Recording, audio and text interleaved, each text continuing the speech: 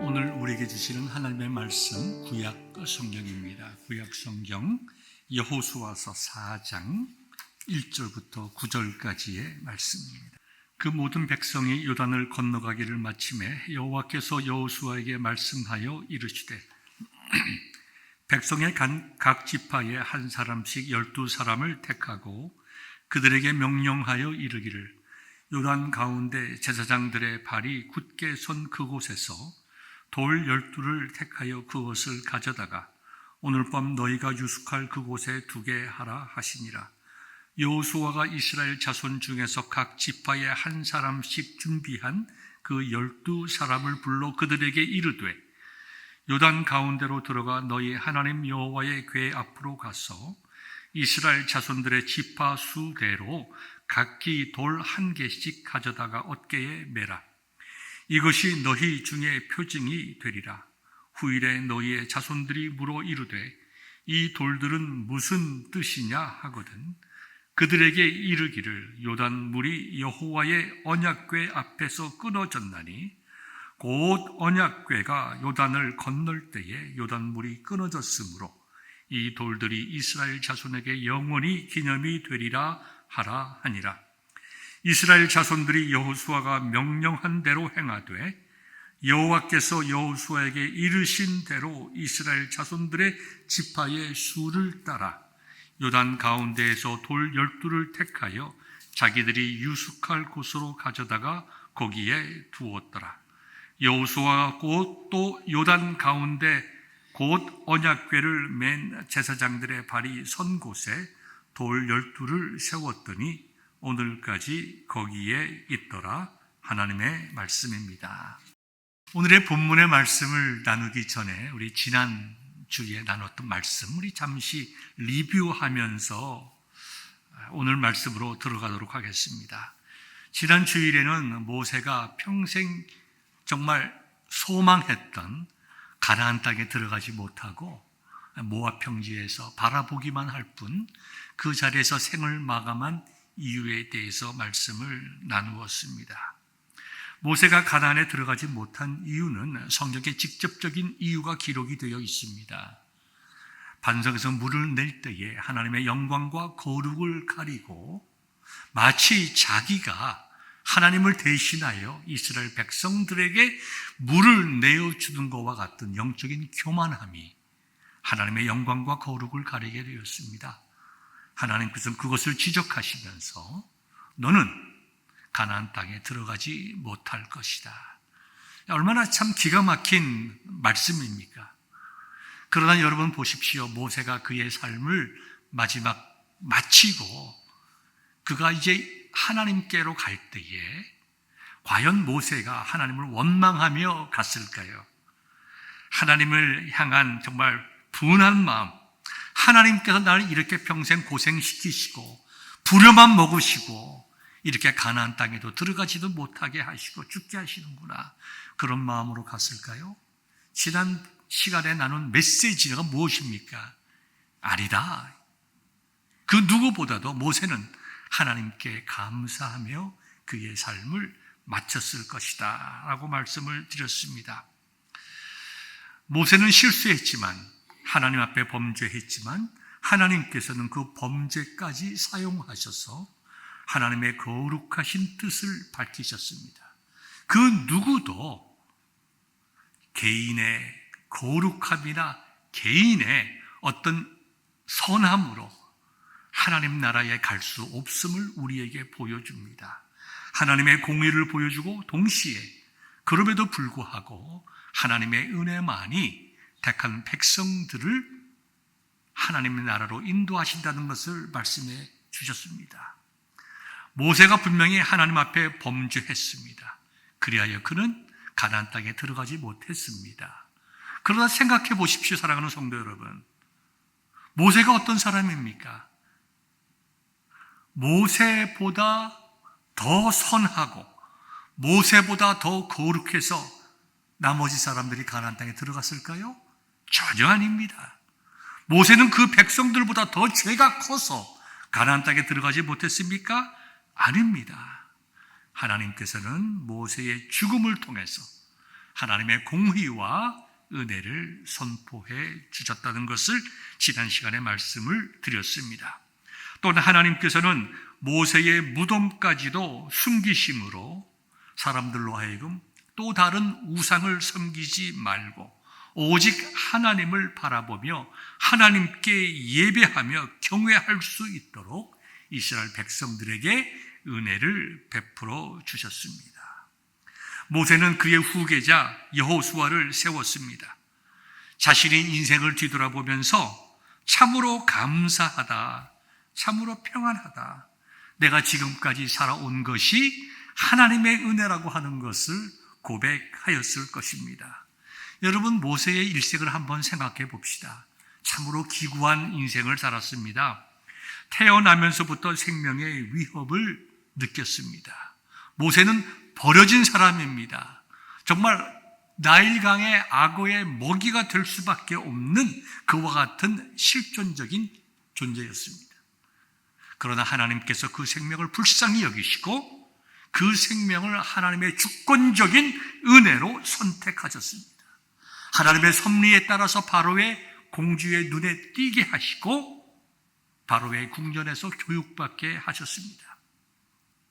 사람들의 생각에는, 모세의 부모의 생각에는 슬픔과 기쁨, 절망과 희망, 이런 것이 계속 교차되고 있었겠지만 하나님께서는 모세를 향한 놀라운 계획을 가지고 계시고 그 계획을 하나님의 방법과 하나님의 때에 따라 계속해서 이끌어 나가셨던 것을 보게 됩니다. 왕궁의 삶이 즐겁기만 했을까요? 저는 그렇지 않을 거라고 생각을 합니다. 모세는 이방인입니다. 노예의 자손입니다. 아마도 주류 사회 속에 들어가지 못하고 늘 변방 속에 있었을 것이며 그의 생명과 위치가 그렇게 공고하지는 못했을 것입니다. 그는 광야의 삶을 삽니다. 자기 민족에게 버림을 받습니다. 애굽에서 이스라엘 민족을 인도하여 내습에도 불구하고 40년 동안 광야 생활을 통해서 참으로 모진 고난을 받습니다. 한 번은 이스라엘 백성들이 모세를 향하여 죽이려고 돌을 듭니다. 그때의 모세와 여호수아가 땅에 엎드리죠. 그걸 한번 상상해 보십시오. 모세가 땅에 엎드릴 때 광야에서 그의 얼굴을 덮었을 그 먼지, 하나님, 내가 할 수 있는 일이 아무것도 없습니다. 내가 이 민족을 위하여 할 수 있는 일을 다 했지만 이제 깨닫고 나는 것은 내가 할 수 있는 일이 아무것도 없음을 고백합니다. 그럴 때에 그 먼지 속에 엎드려져 있는 모세에게 하나님께서 함께 하시고 그를 붙드셨습니다. 그를 세우시고 하나님께서 그와 함께 하심을 보여주심으로 그 살기 등등해서 모세를 죽이려고 했던 이스라엘 백성들이 하나님과 모세 앞에 두려워 떨었다고 성경은 기록하고 있습니다. 여러분, 저와 여러분의 인생이 모세와 다를까요? 동일합니다. 우리는 왕국에서 살지도 않았고 우리는 광야에서 살지도 않았고 우리는 모세처럼 대단히 큰 일을 행한 것 같지 않지만 하나님께서 모세를 선택하시고 불쌍히 여기시고 훈련시키시고 하나님의 종으로 세우시고 하나님의 뜻을 이루어가게 하신 것처럼 저와 여러분의 인생도 모세와 전혀 다를 바 없이 동일하게 하나님께서 저와 여러분들을 불쌍히 여기셔서 죽을 수밖에 없는 죽음에 던져진 저와 여러분들의 생명을 구원하여 주시고 은혜 가운데 인도하시고 고난 속에서 하나님의 능력을 체험하게 하셨다는 것입니다. 모세는 그의 인생의 마지막에 감사로 끝났듯이 저와 여러분들의 인생도 마찬가지입니다. 삶의 마지막이 중요해요. 저보다 나이가 많으신 분들이 여기 많이 계시지만 저도 적은 나이가 아니지 않습니까? 점점 시간이 가면서 내가 어떠한 인생의 마지막을 보내야 할 것인가? 저는 참 많이 생각합니다. 하나님, 제가 주님께 갈 때에 지나간 나의 모든 삶에 대하여 감사하며 하나님의 은혜였다. 내 인생이 하나님의 은혜였다라고 감사하며 주님 앞에 가게 하여 주옵소서. 전 많이 생각을 합니다. 삶의 마지막이 중요하잖아요. 삶의 마지막은 우리의 모든 인생을 다 포함하는 거예요. 그렇기 때문에 우리에게는 아직 시간이 있고 여러분들에게는 기회가 있는 것입니다. 모세가 그리했듯이 저와 여러분들의 인생은 하나님 앞에서 내 인생은 참으로 아름다운 인생이었고 하나님의 은혜 가운데 살았다. 하나님 진심으로 감사합니다. 이와 같은 신앙의 고백을 할 수 있는 은혜가 있기를 주님의 이름으로 축원합니다. 오늘 본문의 말씀을 나누기 전에 그 배경에 대해서 먼저 여러분들에게 설명을 잠시 드리고자 합니다. 모세가 여호수아를 후계자로 세웠습니다. 두렵고 떨려하는 여호수아에게 하나님께서 말씀을 주십니다. 두려워하지 마라. 담대하라. 내가 너와 함께 할 것이다. 하나님께서 말씀을 주세요. 여호수아는 마음에 두려움이 있었겠지만 내가 어찌 내 선생님 모세와 같은 사람이 될 수 있겠는가? 자기 자신을 뒤돌아볼 때에 여러 가지 부족하고 다리가 후들후들 떨렸겠지요. 그러나 그는 자신의 느낌에 의존하지 않았습니다. 200만 명 되는 백성들을 바라보면서 정말 다리 떨려 하기보다 마음을 누르고 하나님의 약속의 말씀을 붙잡고 살아갔어요. 여호수아가 위대한 점이 여기 있지 않습니까? 갈렙의 위대한 점도 마찬가지죠. 신앙의 모든 위대한 인물들의 공통점은 뭔가? 그들이 환경이나 자기의 느낌에 의존하지 아니하고 하나님의 약속의 말씀을 붙잡되 그들 역시 두려웠습니다. 그들 역시 정말 가슴이 뛰었을 것입니다. 그러나 그들은 변치 않는 진리의 말씀, 신실하신 하나님의 약속을 붙든 사람이었습니다. 사랑하는 성도 여러분, 여러분들도 동일한 은혜가 있기를 바랍니다. 하나님의 약속을 믿으세요. 여러분들을 사랑하시고 여러분들을 구원하시고 여러분들의 인생을 책임지시는 하나님께서 책임지시겠다고 하시는 신실하신 하나님의 약속을 믿고 정말 용기 있게 살아갈 수 있기를 바랍니다. 얼마나 많은 사람들이 가나안 땅에 들어갔을까요? 여러분 잠깐 말씀을 드리면 이스라엘 백성들이 출애굽한 뒤 한 1년 뒤에 하나님의 말씀에 따라서 인구조사를 합니다. 민수기 1장 45절과 46절에 나와 있는데요. 출애굽한 지 1년 뒤에 인구가 60만 3,550명입니다. 이것은 전체 인구가 아니라 20세 이상 싸움에 나가 싸울 수 있는 건강한 군사적 가치가 있는 사람들입니다. 누가 빠졌습니까? 20세 미만의 모든 인구가 빠졌습니다. 그 다음에 장애인이나 나가서 싸울 수 없는 부모님 세대, 이제 연로하신 분들의 숫자가 빠졌어요. 나가서 싸울 수 있는 장정이 60만이라고 하는 것을 기초로 해서 산정해 볼 때에 이스라엘 민족이 200만 정도가 광야 출애굽하여 광야 생활했다는 것을 쉽게 짐작할 수가 있습니다. 그런데요, 광야 40년이 거의 끝날 쯤에 다시 한번 하나님의 말씀에 따라 인구 조사를 하게 됩니다. 민수기 26장 51절에 나와 있는데요. 그때 계산한 20세 이상 전쟁에 나가서 싸울 만한 인구가 60만 1,730명이라고 기록이 되어 있습니다. 거의 차이가 없습니다. 약 2,000명 정도 차이가 있습니다. 그러니까 여호수아가 모세의 뒤를 이어 이스라엘 민족의 지도자가 된 뒤에 이제 가나안 땅으로 들어갔을 때의 인구가 거의 출애굽 당시와 비슷하게 200만 정도가 됐다는 얘기죠. 그러니 여호수아의 마음이 부들부들 떨리지 않겠어요? 내가 이 많은 민족을 어떻게 내가 이끌고 갈 것인가? 아마 정말 금식하며 기도했을 것입니다. 거기다가 사람만 있나요? 수많은 가축들이 있습니다. 가나안 땅을 향하여 전진하는데 그때 그들 앞에 놓여 있는 큰 장애물이 요단강이었습니다. 성경의 기록을 보면 그 당시에 요단강은 강물이 범람할 때다. 범람이라고 하는 것은 강둑으로 물이 차고 넘칠 만큼의 콸콸콸콸 흘러간다는 것입니다. 저기 멀리 북쪽에 헐몬사도로부터 시작된 요단강물 아닙니까? 눈이 녹아서 물이 흘러서 넘칩니다. 성경학자들의 기록을 보면 아마도 폭이 한 30m 정도. 사실 여러분들 요단강은 그 넓은 강이 아닙니다. 우리가 강하면 한강만 생각하는데요.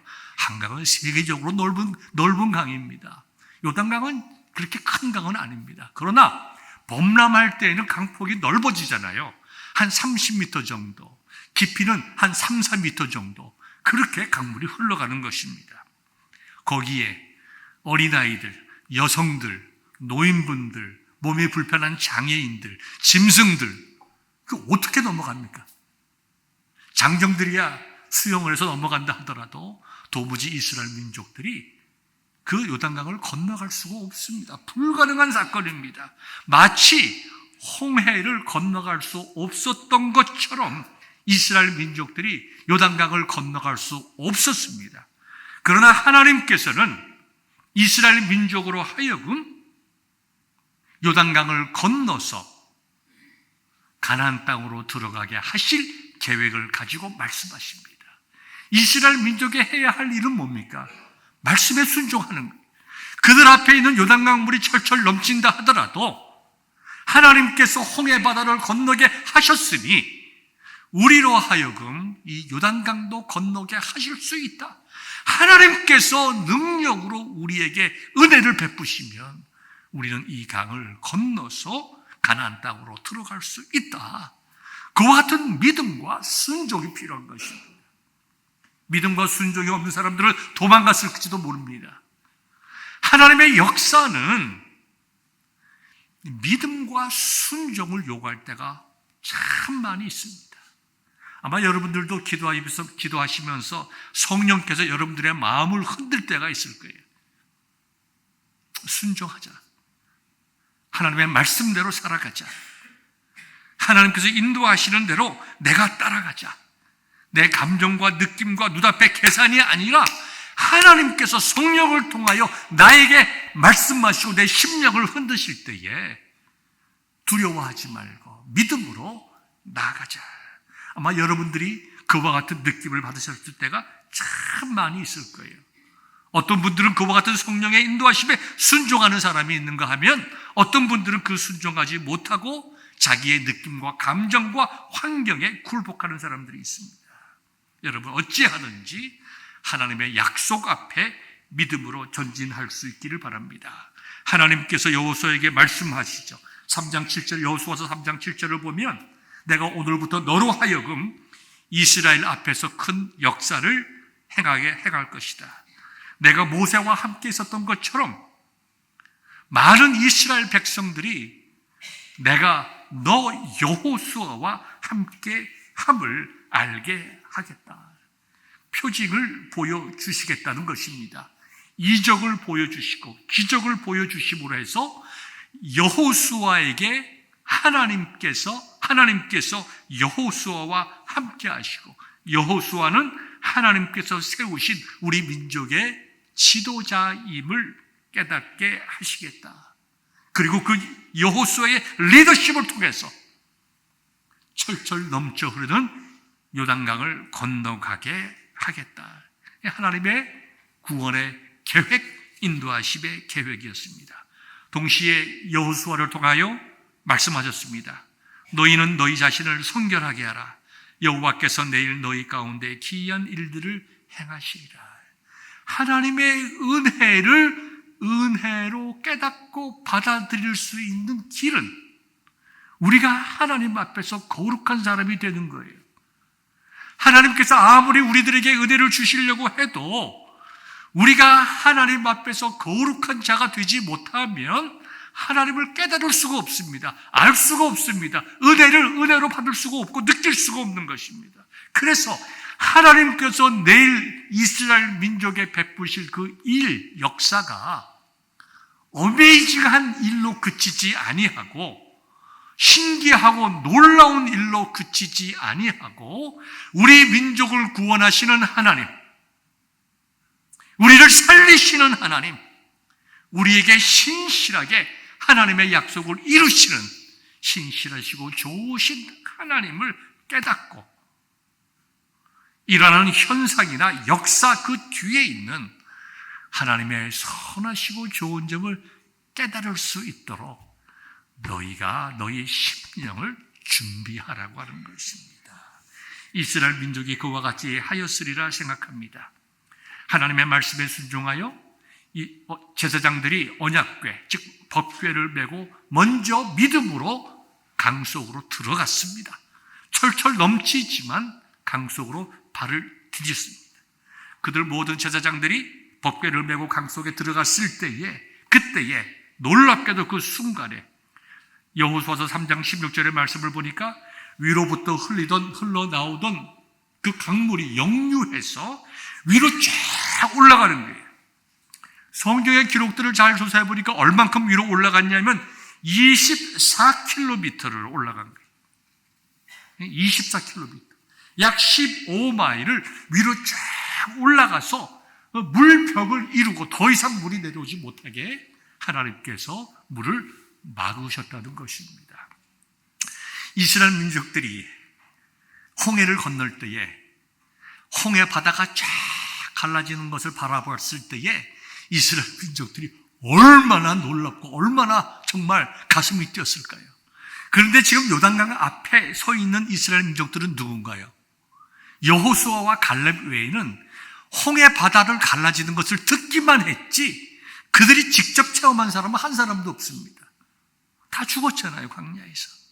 그런데 그들 앞에 벌어지는 일은 한순간에 범람하던 강물이 위로 쫙 올라가는데 24km니까 한순간에 보이지도 않을 만큼 저 멀리 위로 올라가는 모습을 보면서 그들 역시 정말 놀라운 그 일로 인하여 가슴이 뛰며 가슴이 벌렁벌렁하였을 거라고요. 생각해 봅시다. 제사장들이 강 속으로 들어갔습니다. 그 장 속으로 들어간 그 자리부터 북쪽으로, 이제 요단강이 북에서 남쪽으로 흐르니까요. 북쪽으로 24km 길이 생겼습니다.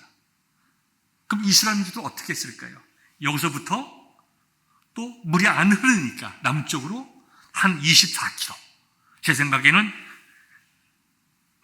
이 강대상을 중심으로 양쪽에 여러분들이 앉아 계시는 것처럼 언약궤를 맨 제사장들이 서 있는 그 요단강 가운데로부터 북쪽으로 25km, 남쪽으로 25km, 도합 50km, 약 30마일, 30마일의 그 마른 요단강을 200만 대군이 지나가는 거예요.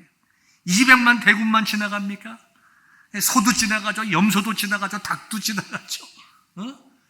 어떤 느낌이었을까요?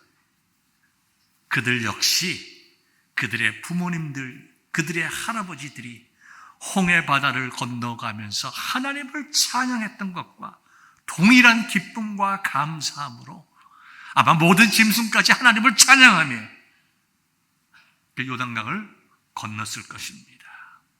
하나님이 하셨어요. 여호수아가 한 것이 아닙니다. 하나님께서 하셨어요. 택하신 이스라엘 백성들을 가나안 땅으로 인도하시기 위해서 하나님께서 하셨습니다.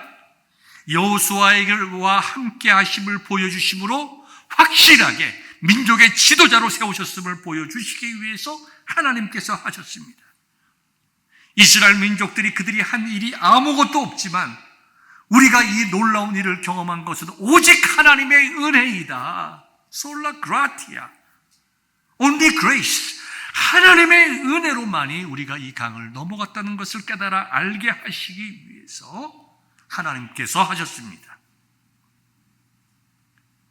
자신을 성결케 하고 거룩한 자만이 이것이 어떤 의미를 가지고 있는지 깨달아 알게 하기 위해서 그들을 성결하게 하셨습니다.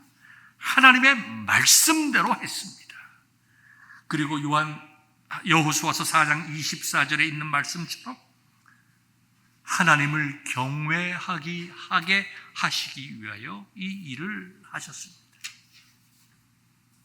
온 백성이 요단을 건너고 언약궤를 맨 제사장들이 요단을 건너고 육지를 밟음과 동시에 요단 강물이 다시 흘렀다고 성경은 기록하고 있습니다. 모세가 홍해를 건넌 것과 동일하지요. 이 일이 있었으므로 그들은 가나안 땅으로 들어가게 되었고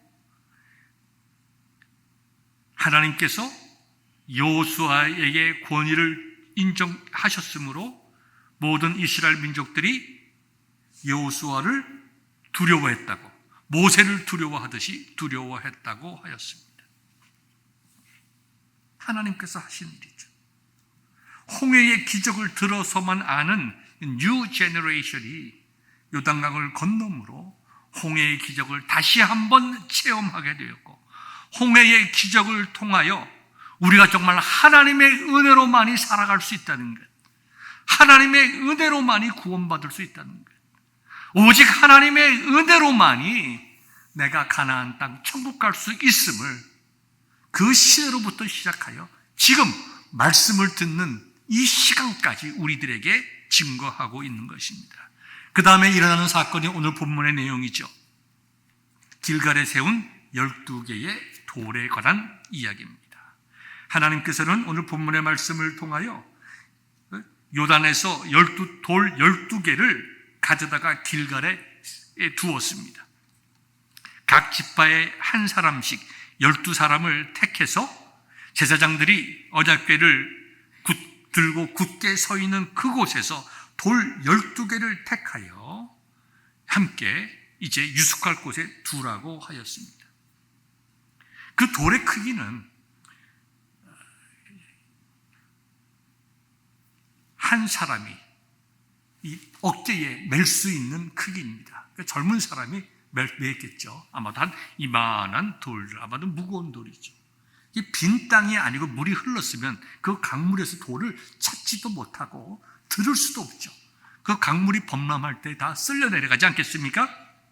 그런데 그것이 빈 땅이었기 때문에 그들이 그 돌을 가지고 올 수 있었던 것처럼 그 돌이 하나님께서 그들과 함께 하신 징표임을 나타나게 하기 위함이었습니다.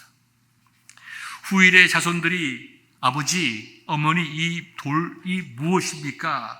라고 물으면 이 본문 6절에 나와 있는데요. 이것이 너희 중에 표징이 되리라. 후일에 너희의 자손들이 물어 이르되 이 돌들이 무슨 뜻이냐 하거든 그들에게 이르기를 요단물이 여호와의 언약궤 앞에서 끊어졌나니 곧 언약궤가 요단을 건널 때에 요단물이 끊어졌으므로 이 돌들이 이스라엘 자손에게 영원한 기념이 되리라 하라. 이렇게 말씀할 수 있도록 이 징표를 하나님께서 이렇게 만드셨다. 표징이죠. 이 표징이라고 하는 것은 증거입니다. 하나님께서 정말 놀라운 일을 하셨다는 증거를 말하는 것입니다. 우리가 이제 고린도전서 1장 22절에 보면 이런 말씀이 있습니다. 유대인들은 표적을 구하고 헬라인은 지혜를 구하나. 이 표적이란 말과 표징이란 말은 거의 동의어로 쓰여질 수가 있습니다. 하나님께서 함께 하셨다는 증거가 되는 거죠. 객관적으로 눈으로 볼 수 있는 거죠. 그러니까 예수님께서도 말씀을 증거할 때에 표적이 무엇이냐. 이스라엘 민족들은 너무나 많은 기적을 보았습니다. 그러나 여러분이 아시는 대로 이 헬라 사람들, 이 그릭 사람들이죠. 그 사람들은 지혜를 찾습니다. 근데 지혜를 찾는 사람이기에 철학이 발전하고 과학이 발전했죠. 플라토, 아리스토텔레스, 소크라테스, 그 다음에 유클리드, 그 다음에 히포크라테스, 다 지혜와 지식, 경험, 과학, 철학, 그런 것을 통해서 이것이 진리인가 아닌가, 이것이 옳은 일인가 거짓인가 판별했습니다. 그러나 이스라엘 민족들은 전혀 다르죠. 그들의 이성과 지혜와 과학과 합리성이 아니라 하나님께서 함께 하시느냐 아니냐, 그것이 중요한 것이죠. 이스라엘 민족들이 어떻게 살았습니까? 하늘에서 내리는 만나를 먹고 살았습니다. 눈앞에서 메추라기들이 그들의 텐트 앞에 서 있습니다. 나 잡아 먹으십시오라고 앞에 기다리고 있어요. 그거 먹고 살았습니다. 바위를 치니까 물이 솟아나왔습니다. 엘리야가 기도하니까 하늘에서 불이 떨어졌어요. 그걸 어떻게 과학과 합리성으로 설명할 수가 있겠습니까? 그러니 이스라엘 민족에게는 과학이 중요한 게 아니에요. 지혜가 중요한 것이 아니고 이성과 합리성이 중요한 것이 아니고 하나님께서 함께 하셨느냐, 그게 중요한 거예요. 하나님께서 함께 하셨느냐. 여러분, 우리 인생을 좀 봅시다. 우리 인생을 보면요, 어떻게 모든 것을 합리적으로 설명할 수가 있어요. 여러분들의 인생과 삶의 그 궤적들을 합리적으로 설명할 수가 있습니까? 우리들은 설명할 수가 없어요. 내가 왜 이런 고난을 당하는지, 왜 나에게 이런 행운이 오는지, 왜 내 자녀들과 내 사업에 이런 어려움이 오는지, 아니면 왜 이렇게 모든 일이 잘 풀리는지 우리는 알 수 없어요. 다 이해가 안 됩니다. 그러나 우리는 믿음의 사람이기에 하나님께서 우리의 인생에 은혜를 주시는가 안 주시는가, 하나님께서 내 인생과 인생에 함께 하시느냐 함께 하시지 아니하냐, 우리는 그것이 중요한 사람들입니다. 그것이 중요해요. 그리고 그것을 소망해야 되는 거예요. 오늘 본문에 하나님께서 말씀하시는 것이 뭘까요? 너희 인생 너희 힘으로 살려고 하지 말고 하나님께서 너희들을 이 순간까지 도와주셨음을 기억하라. 여러분들도 기억할 수 있기를 바랍니다. 하나님께서 내 인생 여기까지 인도하셨다. 유대인은 표적을 구하고 헬라인은 지혜를 찾으나 우리는 십자가에 못 박힌 그리스도를 전하니 유대인에게는 꺼리끼는 것이요 이방인들에게는 미련한 것이로되 오직 부르심을 받은 자들에게는 유대인이나 헬라인이나 그리스도는 하나님의 능력이요 하나님의 지혜니라.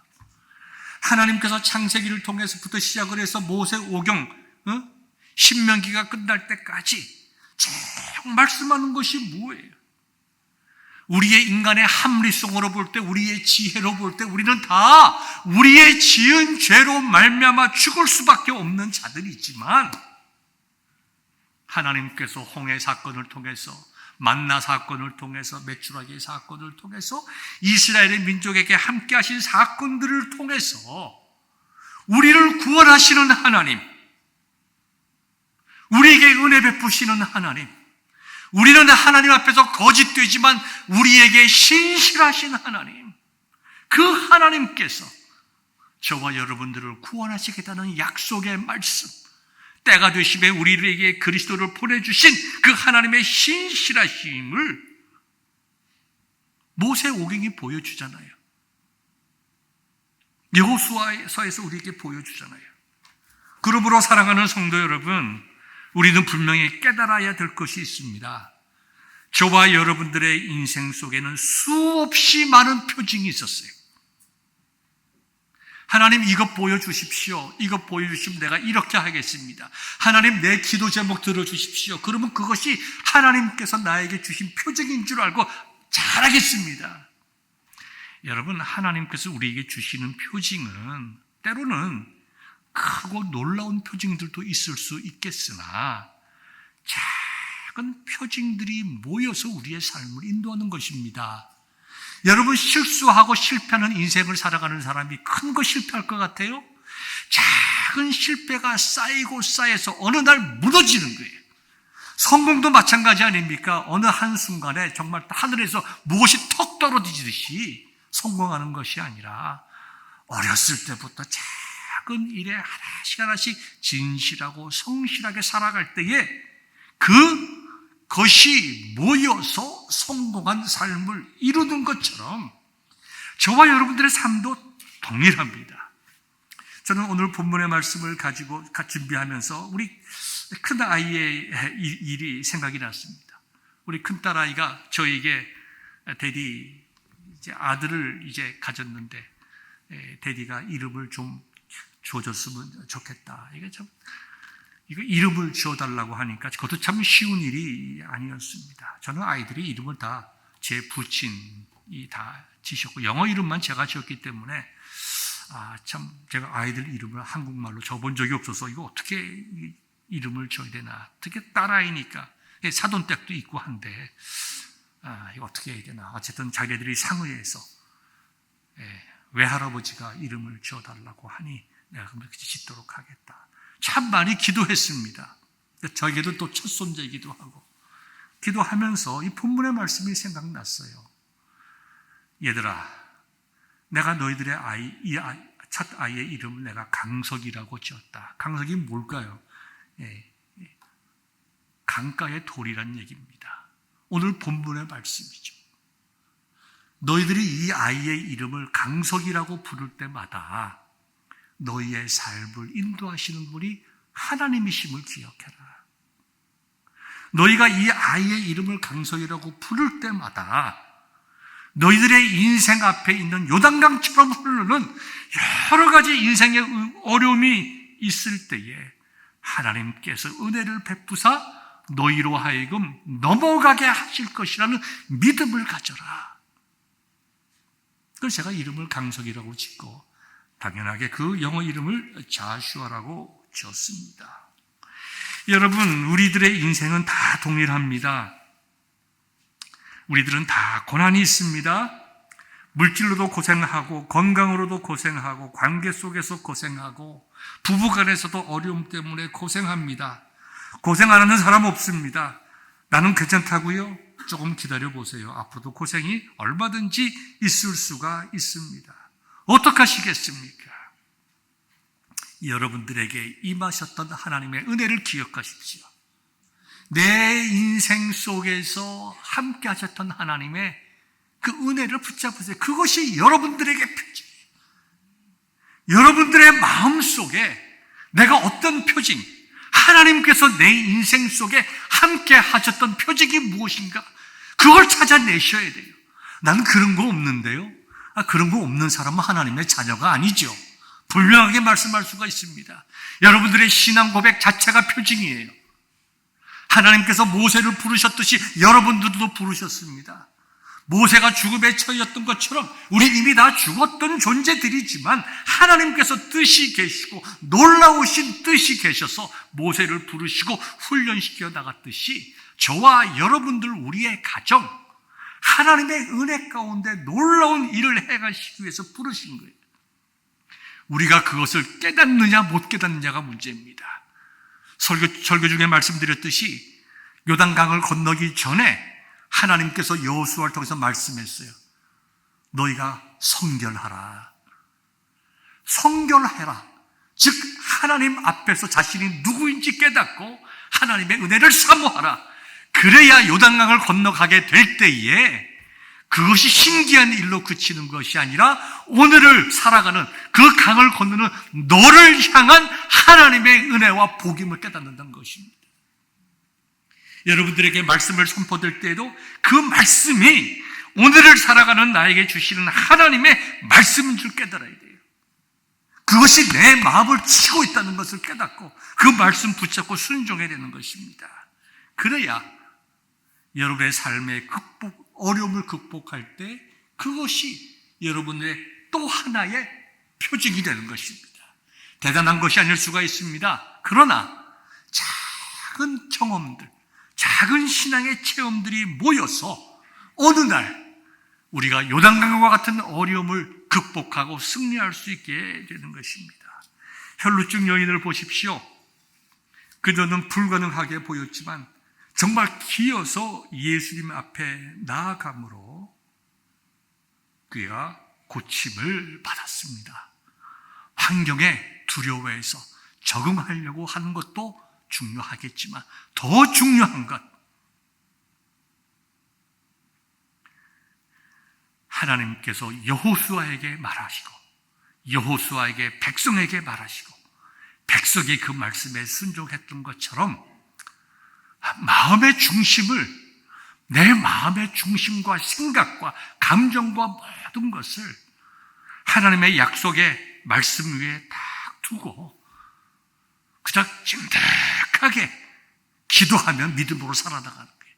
그래야 우리는 하루하루 삶을 통해서 우리를 향하시는 하나님의 은혜가 나에게 표징이 된 것입니다. 이런 찬송이 있죠.